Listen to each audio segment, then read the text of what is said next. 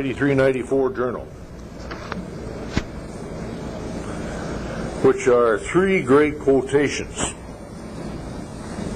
But before I do that, in Hebrews the 7th chapter, you know, we're doing our current series on the Royal Fellows of the Melchizedek Order, which, being simplified, means that you and I are transformers who serve the Most High God, and it's in our province and power to influence and affect not only our environment on earth, but to affect God Himself. Not only to affect our brothers and sisters, thank you very much, in Christ, but to affect God Himself. And I want to talk about that some tonight. And by the way, I guess God wanted me to bring in something a little more humorous, because while I was sitting in a restaurant in Bakersfield, California, our favorite Israeli restaurant, Cafe Med, we were seated outside, you know, because you eat outside in California quite often. A middle-aged couple came up and said, "Boy, are we glad to see you, Jerry." And I said, "Well, I'm glad to see you too, even though I've been dead quite a while, I'm feeling pretty good." I knew who they meant, Jerry Garcia, you know. And two couples came up to me in a short period of time and said, "Boy, you sure look like Jerry Garcia." So here, I'll pass you around. The government has put out a stamp on me now, so you can find out, and I guess God wanted me to share that with you tonight. But we have influence, and in high places, and I'd like to have you think on that. Every single Christian who's willing to develop his spiritual capacity. And I believe that people in our family have been developing their spiritual capacity for a long time, so that we are powerhouses for God. As Scripture puts it, you are the salt of the earth. And if the salt loses its savor, it's good for nothing. What's salt supposed to do? Preserve from corruption. And we have the power to preserve from corruption. And be sure and read a lot in Hebrews. It was many years ago I memorized that book along with some others, and this is my all-time favorite book. But it says in Hebrews 7, if perfection had been reached through the Levitical priesthood, what further need was there of appointing a different priest with the rank of Melchizedek? And it says, who is appointed not on the basis of a physical qualification. In other words, you qualified in the old days, in the Old Testament, if you belonged to the tribe of Levi.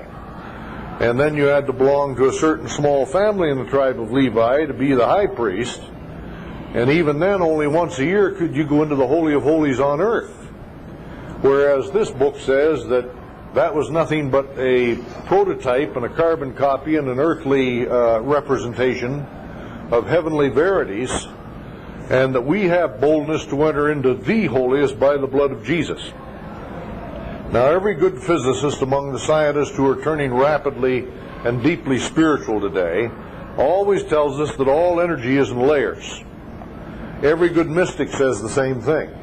The Scriptures teach the same thing. For example, there are lower representations and manifestations of God, as, for example, Elohim, El Shaddai, the big-breasted one, the feminine image of God, Yahweh, a very macho, masculine image of God. But who's at the very top, at the top level of all these emanations of God's loving energy? El Elyon, the Most High God. And Jesus is high priest forever after the order of Melchizedek, and he was both king of Salem and priest of the Most High God. If you study Hebrews, you get all of that. Now, this priesthood is, as it says here in the 16th verse of the 7th chapter, not appointed on the basis of physical qualification, but on the basis of a power that flows from a life that cannot end.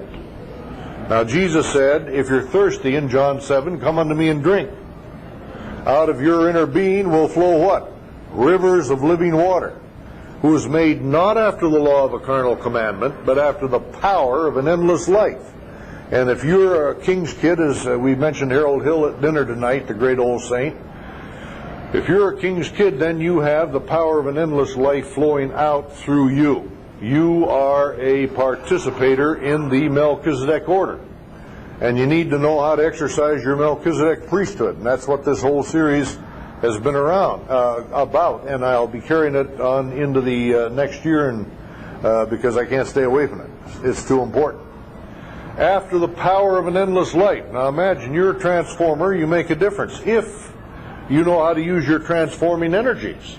If you're willing to be what Dr. Edward Edinger, a great Jungian psychotherapist who died at 78 years of age not too long ago in Los Angeles, called a carrier of the opposites. In the end of his great book, Mysterium Lectures, he brought in, now here's a psychotherapist of great stature, but in the end of his book, which is a commentary on Carl Jung's great work that took him 20 years to write, Mysterium Conjunctionis, about the marriage of the opposites, in the end of Edinger's book, he brings in Abraham as an illustration in the last 2 or 3 pages. And he said Abraham pled with God from 50 down to 10 to save the cities of the plain from destruction. Now this is a transformer. And Abraham's our father. And we're sons of Abraham. And so he stood in the gap down to 10, but he thought he couldn't wheedle a better deal from God, so he left off at 10, and the cities of the plain were destroyed. But he did save Lot and his family. Now Dr. Edinger said, imagine this 2,000 years later, after the writing of the New Testament, of course thousands of years after Abraham, he said, it's very important to find somebody who's able to stand in the gap like Abraham did. And he said he worked God down to 10, then didn't think he could do a better deal. But he said it's very important that we have people who are carriers of the opposites, who know how to unite the opposites in themselves, who know how to wrestle with paradox. Know what I'm saying here? With the black and the white, with the evil and the good, with the light and the darkness. And he said, I'd like to have you consider that even one might make the difference, and you might be that one. Now that's mighty good preaching for a psychotherapist, and very solidly based biblically. I had hoped to meet him when I went to California, but it wasn't in the cards, but I'm going to meet his protege, God willing, this winter. You be praying about that. Lawrence Jaffe, who's also in his 60s. I'll be 70 in February, and he's in his 60s. And he invited me to have lunch with him in San Francisco, so I'm looking forward to that meeting. And he was Dr. Edinger's sidekick. And I'm going to bring something out of that tonight. But I want to give you 3 of the most golden quotations that I've ever put into my journals. And this first one comes from Carl Jung's book, Symbols of Transformation. Think on this. In the act of sacrifice, now Jesus said, take up your cross daily and follow me, or you can't be my disciple. So we're called to lead sacrificial lives. In the act of sacrifice, consciousness gives up its power and possessions in the interest of the unconscious. I want to pause a minute. Say this. And it shall come to pass in the last days, I'll pour out my Spirit on all flesh. The Pentecostal message, right? From Joel. Acts 2. And your sons and daughters will prophesy, your young men will see visions, and your old men will dream dreams. Visions and dreams. Things that come out of the unconscious. Is that clear? When you're unconscious and asleep at night, God gives you a message in a dream. Job 33. God corrects our course, it says in Job 33. In visions of the night on our bed while we're asleep. I'll pour out my Spirit on all flesh. Your sons and daughters will prophesy. Your young men will see visions. Your old men will dream dreams. And on my servants and handmaiden I'll pour out my Spirit, and they'll prophesy. We're the people upon whom God has done that. So we need to learn how to listen to our unconscious. To the great, in the first place, it's like a personal pond or a lake within us. That's our personal unconscious. But then there's a great ocean of energy that is God himself, that's called the collective unconscious in things psychological. And so out of that comes some things that will correct our course and say, this is the way, walk ye in it. Now I'm going to read this great quotation again. In the act of sacrifice, the consciousness gives up its power and possessions in the interest of the unconscious. In other words, you have to surrender to the messages that are coming from your heart. See? In the interest of the unconscious, this makes possible a union of the opposites.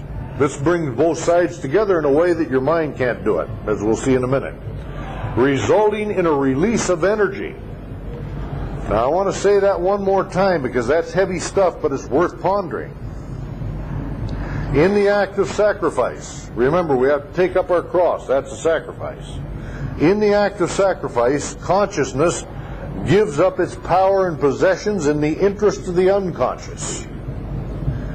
Now, for example, when going through the trials that we've gone through, and God made it very clear, this thing is for me. When Nancy and I went through a very great trauma here in the last year and a half, and told me to move to California, I had to give up my conscious interest, my love of Wyoming, of hunting, fishing, and everything else that were there, my dogs, my old van, everything I loved, in the interest of the unconscious. Believe me, that's a sacrifice, a great sacrifice. And Carl Jung said, unless we can find people who are willing to die a symbolic death, and I died not one but many when I gave up those things, and you have known the same experience in some degree or other. Unless we can find people who are willing to die a symbolic death, the world faces universal genocide. That's quite a statement, isn't it, coming from a psychotherapist back in the earlier part of this century. Now, we give up our interest in the interest of the unconscious. This makes possible a union of the opposites, resulting in a release of energy. We were talking about it at dinner tonight. An engineer in San Francisco, who used to be in Princeton, New Jersey, soon sent me a letter. I greatly esteem him because he's got a real prophetic streak in him. He's a very dear friend, and he said, God sent you to the LA area to help preserve the city from destruction. That's all he put in his letter. And it resonated in my spirit, and I knew that was part of the reason why I was there, why I am there. All right, a little further then. Here's another great statement. The suffering servant has nothing to do with meekly turning the other cheek. Please notice that. In fact, if you really know God, you'll do exactly what Jacob did. You'll fight with him. And you'll have some very bitter conflicts at times. Don't hesitate to do it. Lay hold of God and don't let go until you get the blessing and find the reason and have meaning. Never let go until you have meaning. Never let go, like the tape I put out a few months back, Fight Like Hell Till Dawn. Now, I've been showing some people some brand new books that have been handed to me. You know, it's magnetic. They come to me beautifully. I just thank God for it. This came to me on this trip at dinner, these two books that I have here tonight, with Bobby Ingram, who's studying at Jung Institute in Zurich, one of my favorite spiritual sons and man very dear to my heart. And he gave me these two books at dinner that night. Now, on the front of this one, as I've been pointing out from time to time in these meetings, this is a book titled, a remarkable title. This is written by Janet O. Dallatt. She's a Jungian therapist. And the book is titled The Not Yet Transformed God. Isn't that an interesting title? The Not Yet Transformed God. Jung used to say this: if you adventure very far with a living God, you'll meet large areas of a yet untransformed God. That's part of our priesthood. We not only change situations on earth and change ourselves, we have an influence on God. That's exactly what Scripture teaches. And he changes his image because he's got some transformers down here. That's how he changed his image when Jesus came. Who preceded Jesus? Job opened the tunnel for Jesus. So just think about that. That's very important. Mike, great to see you. Hi there. How are you? Draw up a chair. So here we're talking about wrestling with God, and the suffering servant. This is the second quotation I want you to get now. Of Yahweh has nothing to do with meekly turning the other cheek. It has to do with wrestling with God and struggling with God. Wrestling. Now, Jungian analyst writes this book, The Not Yet Transformed God, and I don't want to say much about that tonight. That's not my purpose, but very interestingly chose a marvelous painting for the cover. And that's Gauguin's painting, the famous painter of Jacob wrestling with God. That's Jacob wrestling with God right back there. You're welcome to look at this afterward. Please don't spill the stuff out of it. That's all I ask. And interestingly, he put something in the picture here, because artists paint out of the collective unconscious, out of the great ocean of energy. Many times their mind doesn't tell them what they're painting at all, because they're painting out of their heart. And they're prophetic in their painting many times. This man was, Gauguin was, because who's watching Jacob wrestle and fight with God? Jacob said, I'll never let you go till you bless me. In other words, it's like that tape I put out, fight like hell till dawn. Well, this happens to be French women from Cape Breton.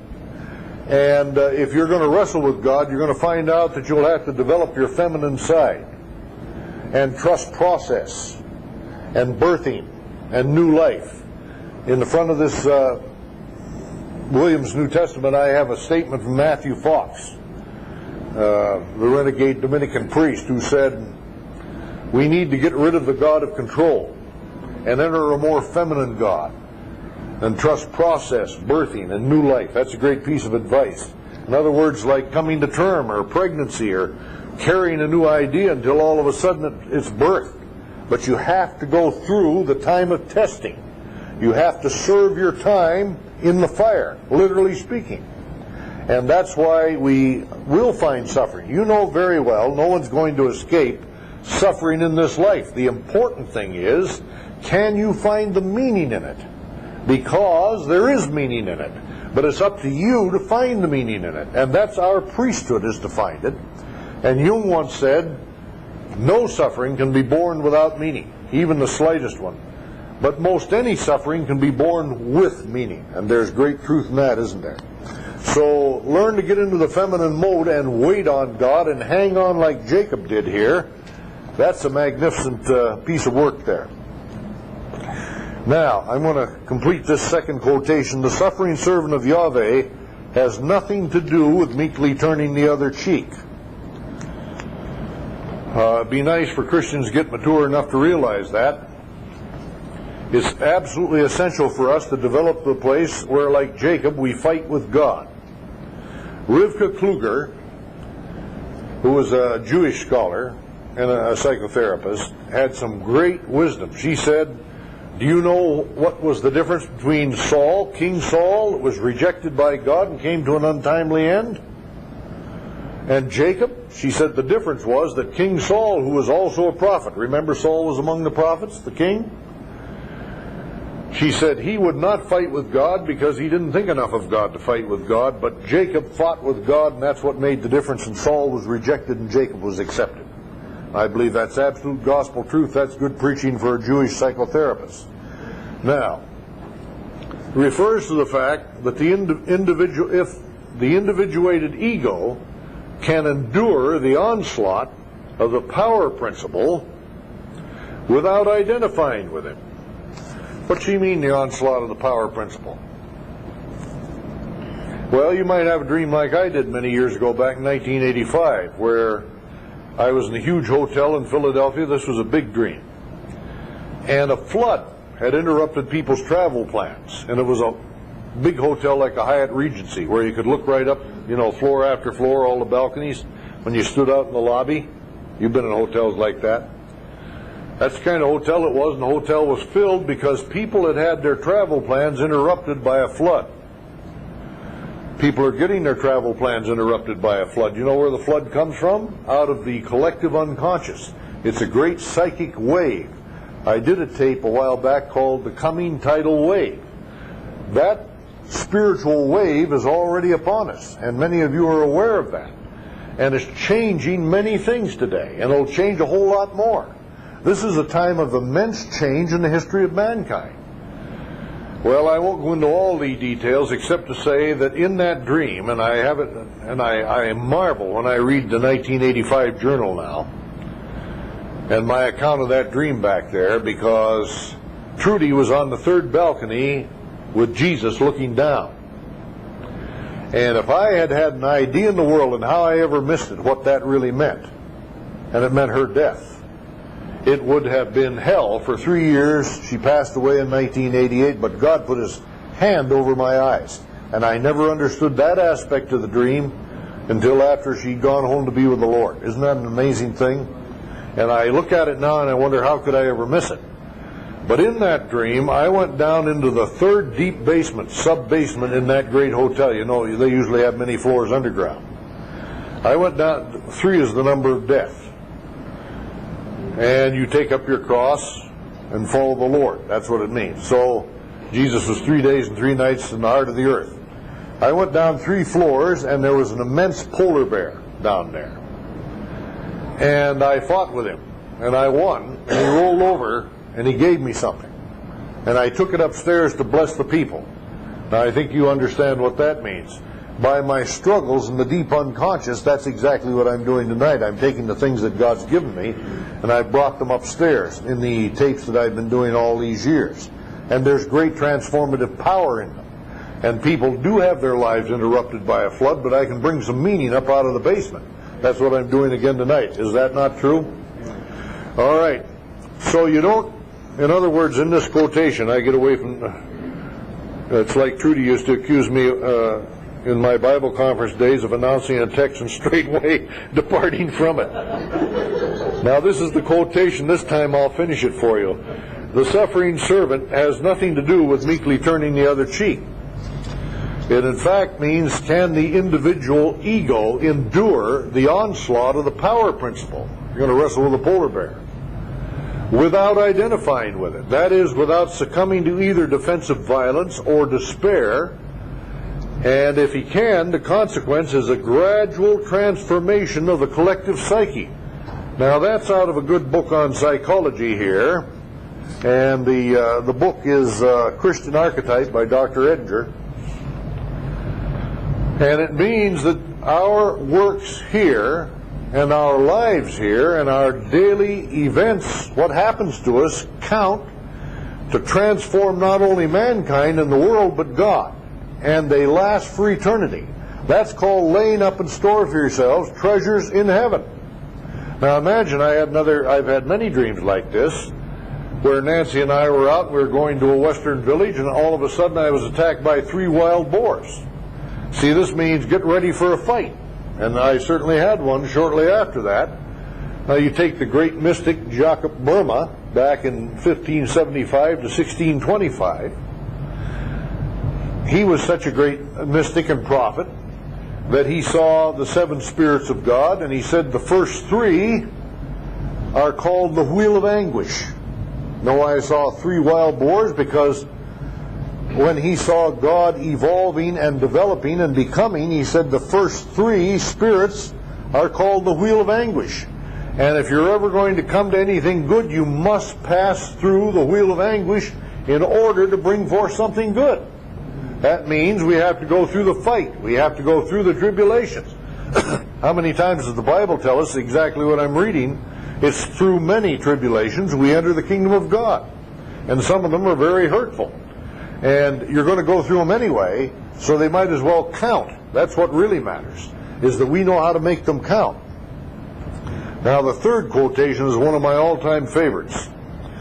And it fits into what I want to finish up with tonight. Listen carefully to it, and it comes from the book Psychology of the Child Archetype by Jung and Karenyi. But it says this: abandonment by God describes a certain psychic experience of a creative nature whose object is the emergence of a new and as yet unknown content. I'm going to read that again. This used to infuriate me when I first read it. Abandonment by God. That's fun, isn't it? That's like God saying to the devil, have you considered my servant Job?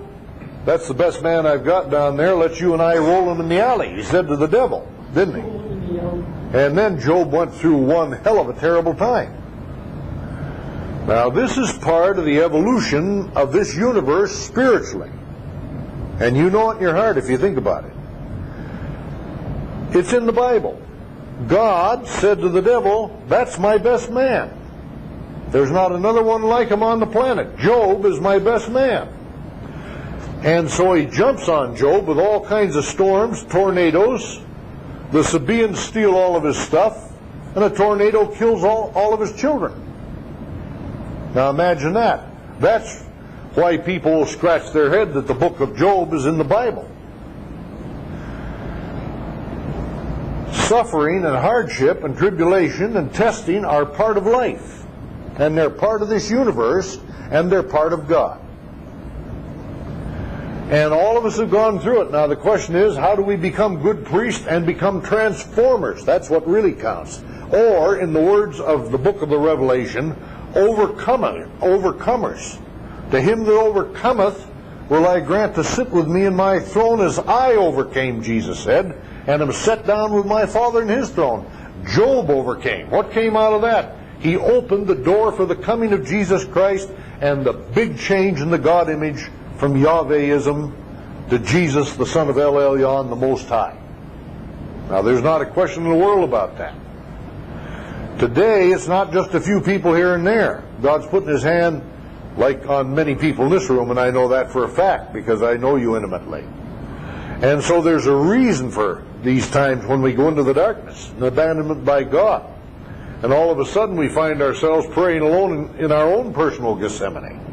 Or like Job, sitting on his ash heap covered with boils, nothing left but a wife who said, curse God and die. So, it's a happy message tonight, isn't it? Well, there's a happy, yes, there's a happy side to it. Abandonment, this is why I used to get angry about it. Abandonment by God describes a certain psychic experience of a creative nature, whose object is the emergence of a new and as yet unknown content. You descend into the darkness and into the pit, and you get down into the third basement, or you sit on an ash heap like Job and you wonder, what the hell is going on here? That's all you can wonder. But Jung says out of that comes a new and as yet unknown content, an agonizing situation of conflict from which there seems no way out. But out of this collision of the opposites, hear this carefully, there doesn't seem to be, and in your head there is no way out.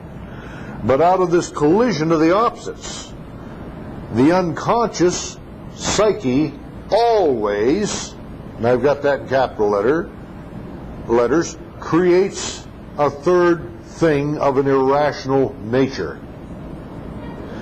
You descend into the jaws of a paradox, into a horrible contradiction. You find yourself in a pit, however you want to describe it. But he says there's a helper. That's why Job, sitting on his ash heap, was able to pray with confidence. In all of his agony, I know that my Redeemer lives, and that he shall stand in the latter days on the earth, and though after my skin worms destroy this body, yet in my flesh I will see God. See? Because there's victory. But it doesn't come because our little three-dimensional heads tell us this is the way out. It comes by pure revelation. It comes by an irrational word right out of the heart of God, out of the light, bright, good side of God, through Jesus Christ, who dwells within us. Jung is saying that. An irrational thing. It always creates a third thing of an irrational nature, which the conscious mind neither expects nor understands. And it presents itself in a form that is neither a straight yes nor a straight no, and is consequently rejected by both. Listen carefully. For our ego mind, I'm going to paraphrase. Our natural mind, Romans 8, the natural mind is at enmity with God. The conscious mind knows nothing beyond the opposites. You'll find opposites in your life all the time. You'll be torn between them. The conscious mind can never reconcile them. The natural mind is at enmity with God. It isn't subject to the law of God. Never can be. Romans the 8th chapter. The conscious mind knows nothing beyond the opposites, and as a result has no knowledge of the thing that unites them. Guess what? Jung is doing some marvelous preaching there. Why do you think that in our book of Hebrews, that has to do with our Melchizedek priesthood, we're told repeatedly, as Melchizedek priest today, if you'll hear his voice, harden not your heart. This is not a head matter, this is a heart matter.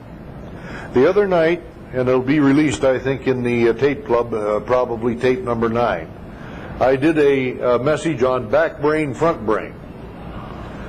And I used Dr. Karger, who has been for over 30 years at Max Planck Institute. Who's Max Planck? He's the father. Right today on TV I saw a guy saying Max Planck and his theory will supersede Einstein and his theories. Right now today on TV. See, because it's a popular thing. Well, Max Planck really went after God, hammer and tong, and found mysteries that no other scientist did, and overturned the old rationalistic science. Dr. Karger has worked for 33 years at his institute, and he said, listen, friends, we have greatly developed our front brain. We can certainly think in 3 dimensions. That's where rationalism comes from. That's where science is rooted, is in our front brain.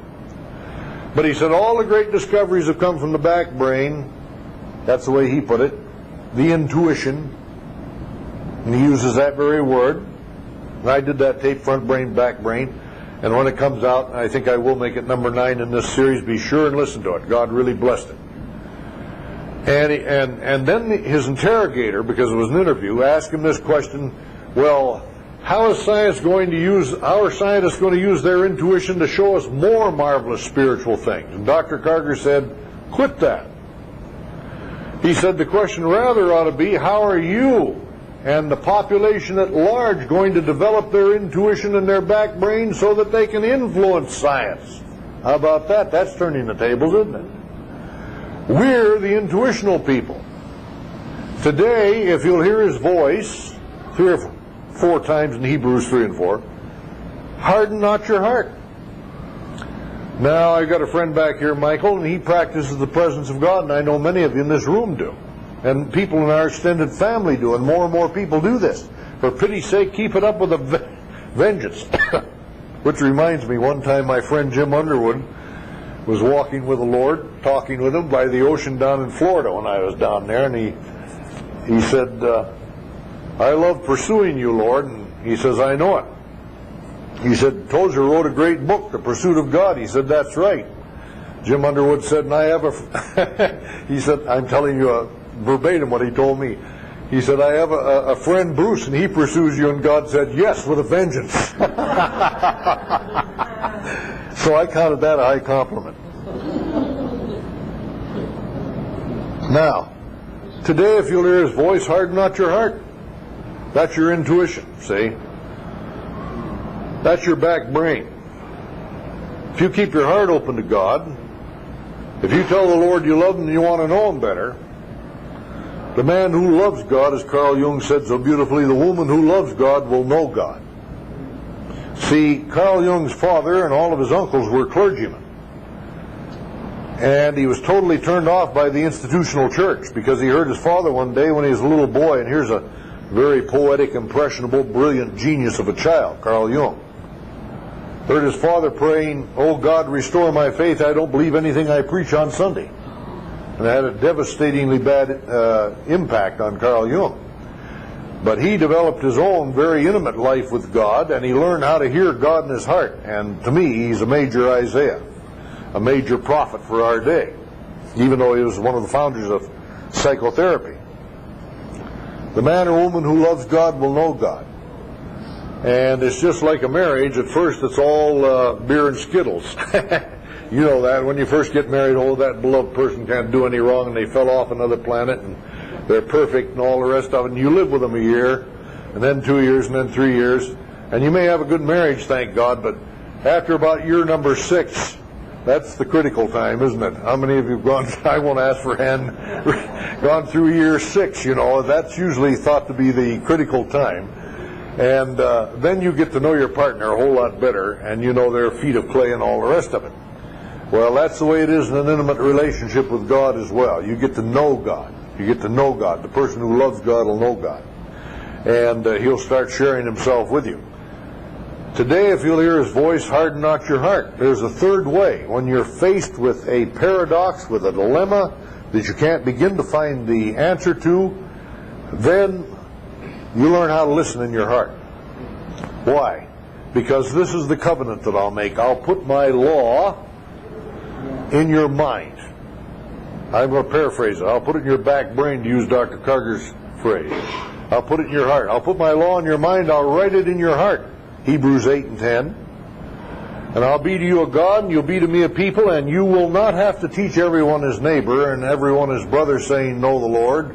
Why not? Because you'll all know me, from the least to the greatest.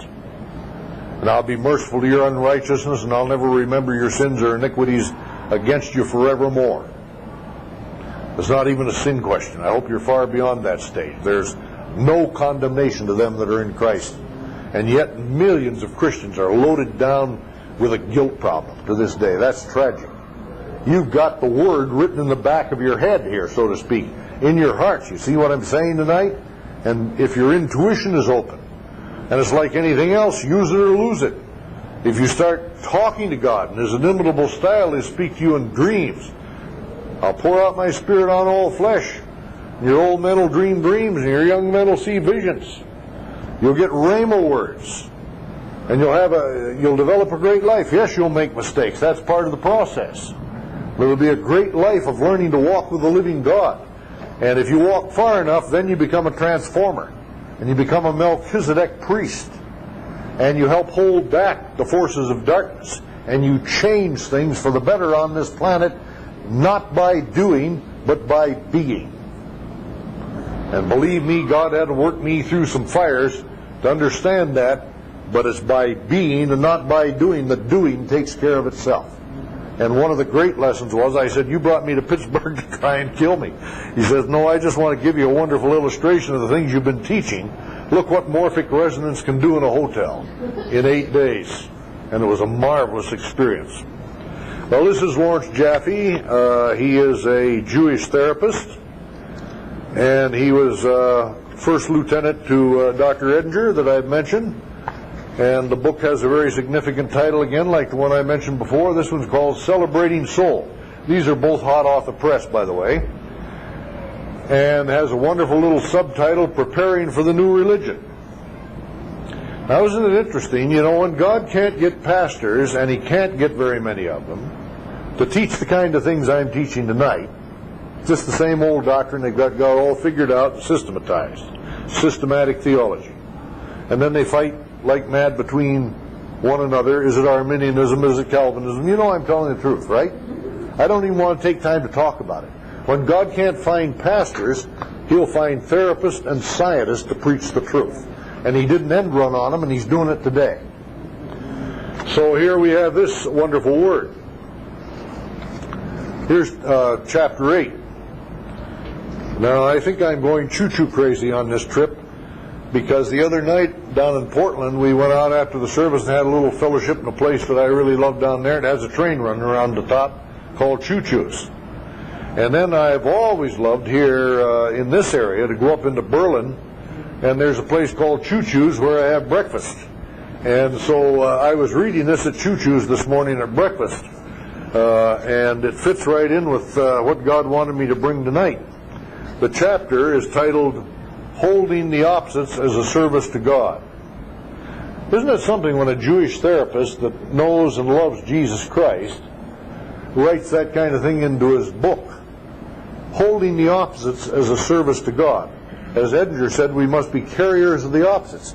If you're going to be a Melchizedek priest, you'll stand in the gap, where your natural mind will not be able to find an answer, but if you're a person who receives revelation, you'll get an answer. Understand? There'll be an answer someplace along the line.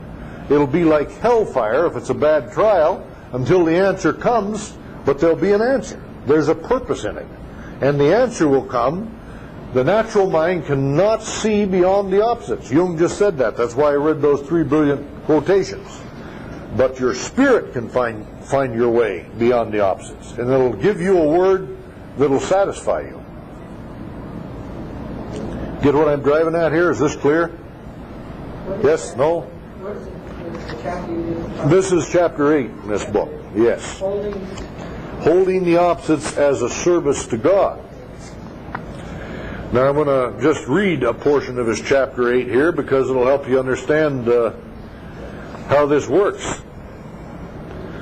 Olga Kaplan was the founder of the Aranis series of lectures at Ascona, Switzerland, which brought together scholars from throughout the world to discuss matters of spiritual moment. And from 1933 to 1951, Carl Jung was a frequent contributor to those lectures. So the founder, Olga Kaplan, wrote Jung and sought his advice in a letter, because it's very interesting that she was the founder of the Aranis series of lectures, which had to do with psychology and spirituality, and she was also a mother. And so she found herself on the horns of a dilemma, because she was a very busy woman in her business and trying to take care of a home. Now, this is a nice, simple illustration, but one like we face every day. And Jung wrote this to her: "Your present situation is the result of pressure of circumstances which are unavoidable." And I want to just pause one moment to say, because I keep mentioning these books repeatedly on the tape so people will be inspired to get them. This is another new one right off the press, written by Robert Johnson, and you know, many of you, what a great writer Robert Johnson is. He's also a Jungian therapist in his 60s, and it's called Balancing Heaven and Earth: How to Walk the Walk I'm Talking About Tonight. Got some fabulous stuff in it. I may come back to it later, but I wanted to mention that, and I was just prompted to do that. All right, he says this: "It's conflicts of duty that make endurance and action so difficult. Your life's work for Aranos, for the lectures and so on, was unavoidable and right." I'm always amazed at the wisdom that God gave Carl Jung. "Nevertheless, it conflicts with your maternal duties, which are equally unavoidable and right. The one must exist, and so must the other. There can be no resolution, only patient endurance of the opposites which ultimately spring from your own nature. You yourself are a conflict that rages in itself and against itself in order to melt its incompatible substances, the male and the female, in the fire of suffering." I never heard anybody preach that quite as clearly and pointedly as Jung does there. You're a conflict that rages in itself and against itself. We all have our conflicts, don't we? In order to melt its incompatible substance, male and female, in the fire of suffering, and thus create that fixed and unalterable form which is the goal of life. In other words, he said, expect to go through the fire. You must go through the opposites. You will have conflicts. Don't try to find the solution. Live in them until that third way comes, until that intuition comes, and God says, this is the third way that the natural mind can't see beyond the opposites. This is why this is here. That's called carrying your cross. And Jesus said in Matthew 10, Matthew 16, Mark 8, Luke 14, and John 12, and other places, unless you take up your cross daily and follow me, you can't be my disciple. He that loves his lower life will lose his higher life. He that loses his higher life, he that loses his lower life will enter into his fullness, will find his higher life. Everyone goes through this mill. Now listen to this fine preaching from the psychotherapist. We are crucified between the opposites and delivered up to the torture until the reconciling third takes place, until that third way comes along. You don't have an answer and you can't think your way through to it? Welcome to the club. Wait on God. Fight with God. Wrestle with God. Say, get the bulldog attitude. I'm going to sink my teeth into your seat of knowledge and never let go until you reveal what I'm in this for. Believe me, that gets results. I'm not teaching theory tonight. This apparently unendurable conflict is proof of the rightness of your life. I wish I'd heard some pastors say that when I was a younger Christian. I have to listen to a psychotherapist to get that kind of stuff. It happens that Paul said the same thing. All things work together for good to them that love God. The apparently unendurable conflict is proof of the rightness of your life. A life without inner contradiction is only half a life, or else a life in the beyond, which is destined only for angels. But God loves human beings more than angels, says Carl Jung, and I say a hearty amen to it. Now, I'm going to skip ahead here, and here is Lawrence Jaffe's comment. As a Jewish psychotherapist, Christ, whom people have worshipped for 2 millennia, is within us. You know that's what I've taught all these years. That's what the Apostle Paul said was absolutely crucial. We preach Christ in you, Colossians chapter 1. Not Christ in his Jewish body. He said it's expedient that I go away, Jesus said. And Paul says, though we've known Christ in his Jewish body, we do not know him that way anymore. Did you know Paul said that? Though we've known Christ after the flesh, we do not know him that way anymore. And yet millions of Christians want to walk where Jesus walked. That's perfectly all right to go to Israel and have a great trip and all that. But better than walking where he walked, he's within you. Christ in you, Colossians 1. Paul says, we preach Christ in you, the hope of glory, warning every man and teaching every man. And then he goes on that same passage to say that you and I are filling up what is lacking of Christ's sufferings in his flesh for his body. That's why we're Melchizedek priests. When I was complaining to my friend Francis Whiting one time years ago about the hot fires I was passing through, he said, you're exploring, my dear brother, Christ's sufferings. And he was a great man, and he walked very close to God. And believe me, it registered with me. And it took away the sting. We have a purpose, a redemptive purpose. We're a redemptive priesthood. It matters that we're here. It matters that you be the very best you can be to the glory of God. Be, not do. The doing will take care of itself. So he goes on and say this. Christ, whom people worship for 2 millennia, is within us. Don't you think that's pretty good preaching for a Jewish brother? Amen. The kingdom of God is within you.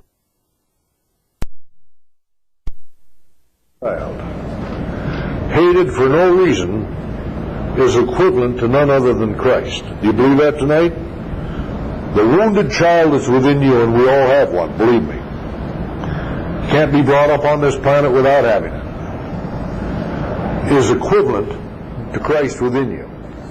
Many, many years ago, I had a beautiful dream of a beautiful blonde-haired little baby being born in a home, my home, and he was at a Christian Adventist convention. You can't get it much straighter than that. It was the advent of the birth of Christ within me many, many years ago. That Christ is within you. That's the incorruptible seed that was planted in your spirit. I want to read that statement one more time because it's so poignant. Our wounded inner child, hated for no reason is in quotes. You know, like Jesus was hated for no reason. You've got a child within you that's born of God that's the same way. It's Christ in you. That wounded inner child, hated for no reason, is equivalent to none other than Christ. Now, many years ago, I sat at Princeton's Experimental Institute for Human Development that Bruce Larson and Keith Miller had organized. Back in 1965, it was one of my first great mountaintop experiences back in those days. There were 300 people from 38 states and 5 foreign countries there, including some outstanding scholars like R.D. Laing, who was world-renowned, but he was an agnostic. Imagine him being on the faculty. We were a mix of atheists, agnostics, and evangelical Christians. The evangelical Christians were mad because Laing was on the staff. But as a result of him being there that week, he got saved. Isn't that marvelous? He went home and wrote a great book. Miracles took place. Puts a lump in my throat to this day. The things that took place. But I'll tell you one thing that took place. My friend Jess Lair, who wrote some great books, and we never get a hold of them, they were on my old book list, but Jess has long since retired in Montana. But he wrote books like I Ain't Much Baby, But I'm All I've Got, And I ain't well, but I sure am better. And if you ever see those in the used bookstore, latch onto them. They'll bless you. Believe me, they will. I Ain't Well, But I Sure Am Better is one of my all-time favorite books. And it blessed me greatly back in those days. But Jess said to me, I wish you'd go out and sit in Walter Leckler's scream therapy sessions, because in the afternoons we split up into little groups out of those 300 people. And I said, okay, I'll do it. So I went down. It was the first time I had ever seen Walter Leckler, and we've had many, many conferences since. You know that Walter's a Christ figure. He's in his 70s over there in Germany. In fact, we had a conference in Hilton Head, South Carolina a couple of years ago. So we've had many times together since, but I had never seen him before. And he had about 70, 75 people there. And he said, those of you who want to work with me in scream therapy, sit in the inner circle, and the rest of you sit in the outside. Well, he had maybe 25, 30 people in the inner circle. And he gave brief explanations about what scream therapy did. You know, nothing new about scream therapy. That's why the Jews had a wailing wall. That's why James says, cleanse your hands, you sinners, in the 4th chapter of James. Cleanse your hands, you sinners. He's writing to Christians, by the way. Purify your hearts. You want to purify your heart. Blessed are the pure in heart, they shall see God, experience God. It's great to see God in your heart. Cleanse your hands, you sinners. Purify your hearts, you double-minded. Be afflicted, mourn, and howl and weep. What's that, James? He's saying it to Christians. Cleanse your hands, you sinners. Purify your hearts. Remember, Jesus said, blessed are the pure in heart, they'll see God. How do you purify your heart? How do you get the crap out of your heart so you can see God? How do you purify your heart? James told us, be afflicted and mourn and howl and weep. Let your laughter be turned into mourning and your joy into heaviness. Humble yourselves in the sight of the Lord, and He'll lift you up. That's written to Christians, friends. That means do some scream therapy in one brief line. That means when things are going, as my dear old grandmother used to say so poignantly, ass backwards, it's time to scream. Learn how to scream. God can hear screams. He may be deaf, He's on some things, but He can sure hear screams. And if you make enough of a mess and throw enough of a tantrum, I guarantee He'll hear you. I guarantee it. All right. Walter said, now who'd like to work with me? And there was a Presbyterian lady minister who was in her 30s, seated over there about like Bob and Cindy are tonight, in the circle, and she raised her hand meekly and said, I would. And she stood up, and in a very quiet voice, you could see that she had a ton of garbage. She had been in the ministry long enough to find out what it was really like. And she had been absolutely bombed by Christians. Now, you know what I'm talking about tonight. She was carrying all that garbage. And, of course, what you have to do in the church is smile and put up with it. You know, and praise Jesus. And so she was hurting real bad. And so Walter, who wasn't wearing his evangelical pin that day, I'm going to say exactly what he said. He said, you go around this circle and look each person right in the eye and you say to them, get off my back. Only he said, tell them, fuck you, get off my back. She said, oh, I can't say that. I can't say that. He said, well, then you just tell them, get off my back. But he said, you tell them. And she started out with the first person, looked him in the eye and said, get off my back, in a very gentle, feminine voice. To the second person, get off my back. By the time she was the 5th person, get off my back. By the time she was the number 10, she was screaming in their face and foaming at the mouth, more or less, saying, get off my back. And by the time she got around that circle, I kid you not, God is my witness, she looked like she'd been washed in the heavenly fountain. She got a lot of pain and anguish out. Her heart got purified, see? And I watched her the rest of that week, along with miracle after miracle that took place. It was one of the greatest experiences of my life. And she was a changed woman. You want to see God? Cleanse your hands, you sinners, and purify your hearts, you double-minded. Be afflicted, mourn, and howl and weep. All right, you got a wounded inner child, just like she did. Therefore, making the effort to care for that inner child, get this from Lawrence Jaffe, Making the effort to care for that inner child corresponds to caring for the sick, hungry, imprisoned Christ. That's why Paul prayed for the Galatians, "My little children, of whom I am in birth pangs again, till Christ be formed in you." He wanted to take care of that child. You take care of that child that's in you. You bring up that child. Thank God it's grown in many of you. Keep it up. So then he quotes Jung here, "The apparently unendurable conflict is proof." The apparently unendurable conflict, this is great preaching, is proof of the rightness of your life. If you have some unendurable conflicts, it's proof of the rightness of your life. A life without inner contradiction is only half a life, or else a life in the beyond, which is destined only for angels, but God loves human beings more than angels. How right Jung is on that. If we experience ourselves, Jaffe says, as crucified, that is, torn between the opposites, then we live a life resembling Christ. In other words, we are individuating. God values human beings who experience evil as well as good within themselves, and He values them more than perfection. Amen. There is no perfection anyway. God loves human beings more than angels because human beings, in their determined attempts to resolve conflict and uncertainty, assist God in sorting out His own nature. Hear that? We assist God in sorting out His own nature. One day when God wanted to be especially kind to me, He said, "I want you to pick up Rivka Kluger's book." And that's another Jewish scholar. And read pages 7 through 21 I read that day in her book on the Bible and the psyche. This is another Jewish scholar. And you know, not only are we chosen to fill up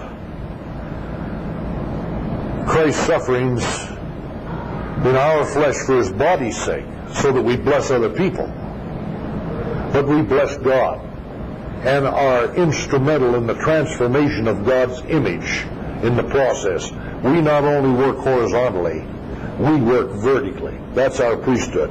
You understand that? We are God's mirrors in which He beholds Himself and changes. And we're changed into the same image from glory to glory, even as by the Spirit of the Lord. Rivka Kluger quotes from a Jewish translation of Isaiah 48, 9 through 11, where God tells Israel, "It's so important for you to walk with me because I do this for my own salvation. I do this for my own deliverance. I do it for my own sake." When you're transforming the energy, you're changing the image of God. That's why a great saint once wrote a book, Katzenzackas, called The Saviors of God. That's why we're priests. Did Jesus change the image of God that mankind has at large? So do you. So do we. And it's multiplying today. Is that hard to swallow? That's the truth. And we are priests for that reason. The only way anyone will ever get to see the Most High God, whom we serve as Melchizedek priests, is when you and I are willing to live to the cutting edge in our priesthood.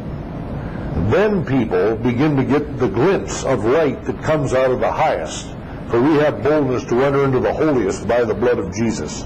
And that's where we're reflecting our light from. You get what I'm driving at tonight? Transformation. Edinger wrote a book, The Transformation of God. God's image changed greatly because Job, God's best man, went through what he went through. Job opened the door for the coming of Jesus Christ without a question. And when Jesus came, He was Son of the Most High. He was not Son of Yahweh. And God is manifesting His new image today. Why do you think that God said to me in a great dream? You remember I put this dream on tape, and I'm not going to give all the details again tonight because it's too long a dream, but it was a monumental, earth-shaking dream. And in the dream, I found myself in an evangelical camp. And I had been imported by a bunch of conservative evangelicals who were much more conservative than I am, and who would not let me preach in their churches. You may be sure of that. But in the dream I had been, remember, I'll pour out my spirit upon all flesh, and your old men will dream dreams. Now here's a dream from this nice old man, me. And I'll be 70 in February, and I don't feel old. I feel good. But in any case, here I'm imported by a bunch of evangelicals in the dream, a big camp of them. And in the dream it's told me that they expect me to use my mystical powers to protect them from an ominous threat. Isn't that amazing? What's the ominous threat? Here's an ominous threat hanging over a camp of conservative Christians. Well, there is. There's a tidal wave coming. God's changing His image today. We're coming to Y2K and the end of the millennium and all that stuff. Who knows what all will happen? But I'll tell you this, without any question, there's a great psychic spiritual wave that's already upon us. So they'd imported me into their camp. And the first person I met was a very odd person indeed. And you'll remember this dream as I tell it to you. I know many people listen to this, listen to my tapes all the time. But the first person I met was a combination of Ted Turner and Pat Robertson. Can you imagine being in one body, both Ted Turner and Pat Robertson? Two more opposite people. Do you know what that's an image of? It's an image of the complexio positorum, as Jung would say, of the opposites in the God image. That the old image is dying, the new image is coming, but it hasn't come yet. And the two of them are united in a fight. That's the ominous threat that hangs over the camp. And when I walked away from them, and they treated me in one body, Ted Pat treated me very courteously, but when I walked away, I met President Clinton outside the camp. Now, why President Clinton? Because he's our king, so to speak, quote unquote. And that symbol in your dream usually means God, because he's the king, he's the head figure. And he said to me, try to negotiate a clean sweep with God. Imagine that. Do you think our intercession counts? Do you think that we have some influence with God? Why do you think God poured out His Spirit and said, try to negotiate, gave me a dream, try to negotiate a clean sweep with God?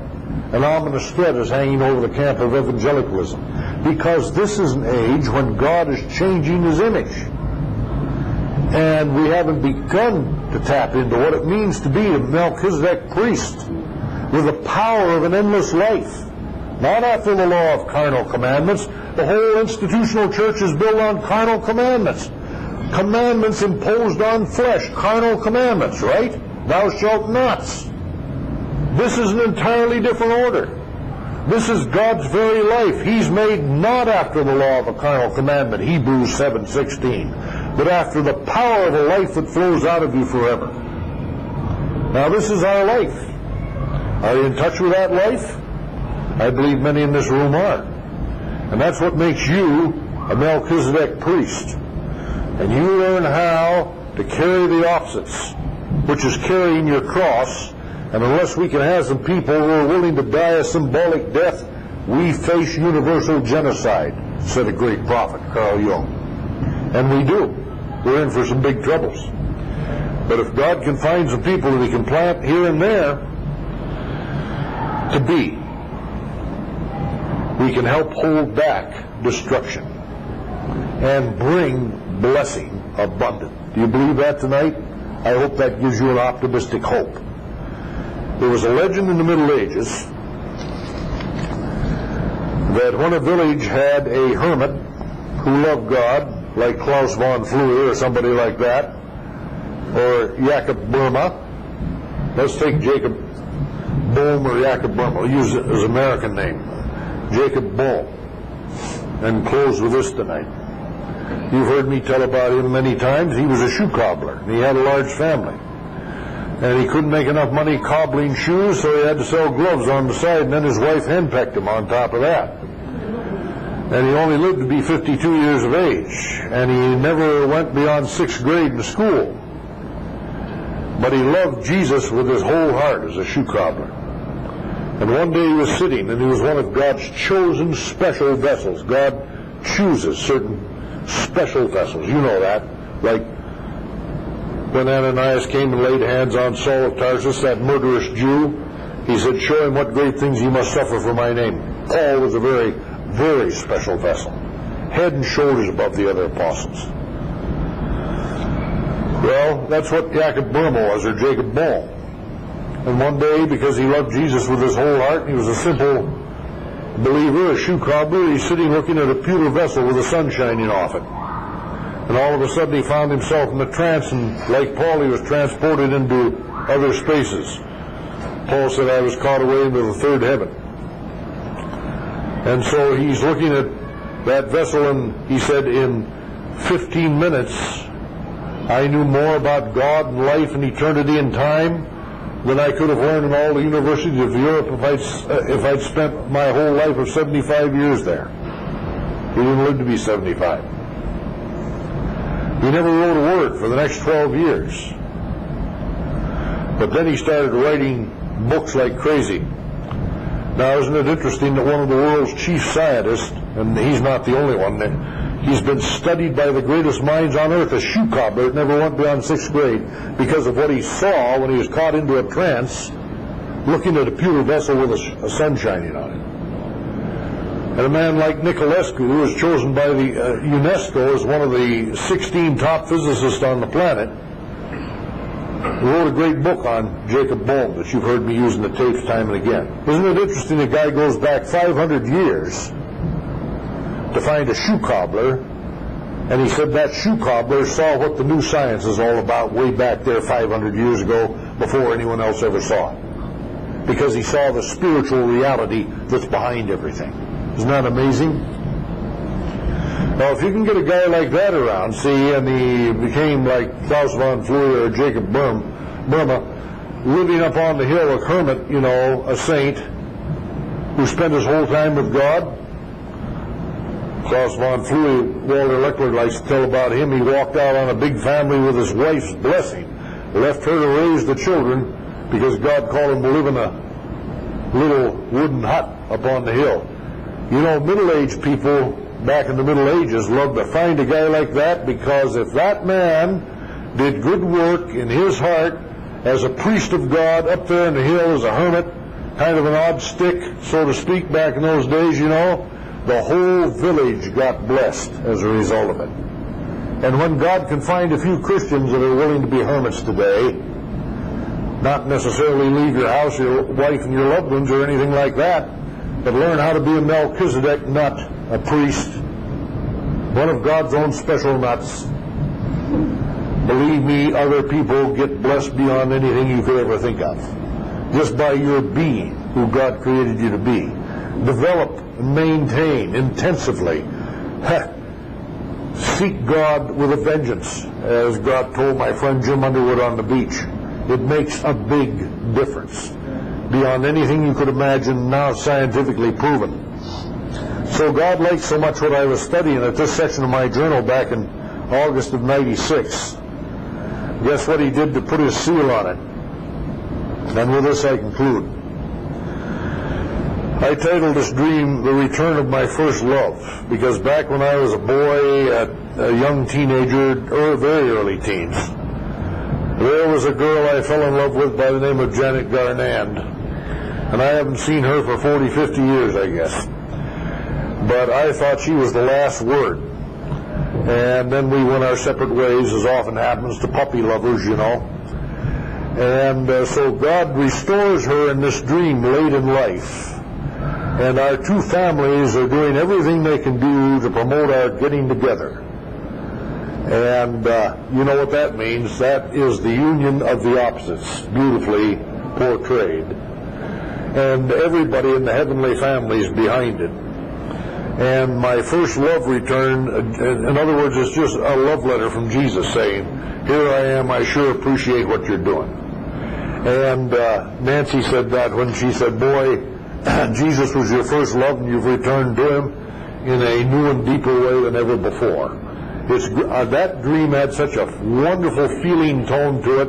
Ever since I had it, I've wanted to scour the countryside and find Janet again. I don't know if she's even alive, but she sure returned and blessed me.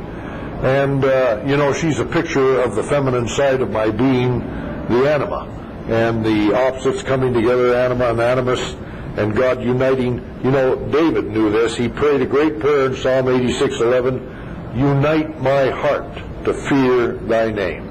That's a beautiful prayer. Take the two parts, take the opposites and put them together, and unite my heart. What did Jesus say? If your eye is single, your whole body will be full of light. That's what I want to share with you.